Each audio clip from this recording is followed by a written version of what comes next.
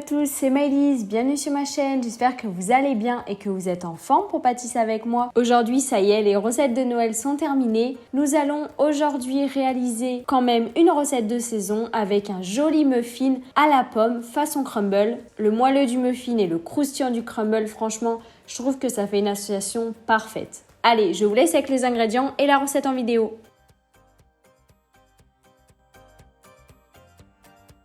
Il vous faut 250 g de farine, 300 g de pommes, 80 g de beurre, 120 g de sucre, 2 œufs, 2 cuillères à café de levure et un sachet de sucre vanillé.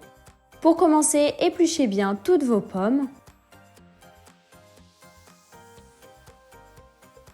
et coupez-les bien sûr en petits cubes. On enlève bien tous les pépins afin d'éviter de s'étouffer, c'est quand même mieux. Et on réserve le tout. Dans un saladier, cassez vos œufs, ajoutez le sucre, le sachet de sucre vanillé et mélangez bien. Ajoutez ensuite le beurre et on mélange de nouveau. Le beurre ne doit pas être trop chaud sinon les œufs vont cuire, donc laissez-le bien refroidir après l'avoir fait fondre. Ajoutez ensuite la farine, le sachet de levure chimique et mélangez bien le tout. Vous devez obtenir une pâte bien lisse. Et enfin, on ajoute les pommes et on remue à la petite cuillère pour les mélanger à la pâte. Et on réserve le tout pour faire la pâte au crumble. Il vous faut 80 g de sucre, 80 g de beurre, 80 g de farine et une cuillère à café de cannelle. Dans un saladier, ajoutez la farine, le sucre, la cannelle, le beurre à moitié fondu. Personnellement, je l'avais juste mis 30 secondes au micro-ondes pour le faire bien ramollir. Et on mélange le tout à l'aide des doigts pour faire la pâte à crumble. Et voilà, votre pâte est prête. Ajoutez ensuite votre pâte à muffin dans un moule à silicone.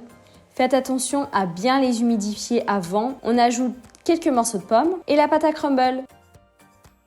Et voilà, on peut enfourner le tout pendant 20 minutes à 180 degrés. Regardez-moi comme ils sont bien gonflés, comme ils sont bien dorés. Plus qu'à les laisser refroidir avant de les démouler.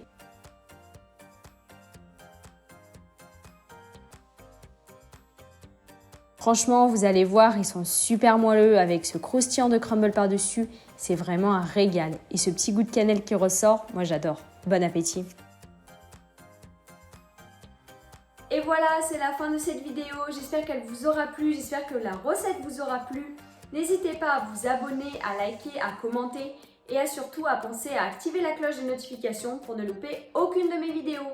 Allez, prenez bien soin de vous, à bientôt, ciao!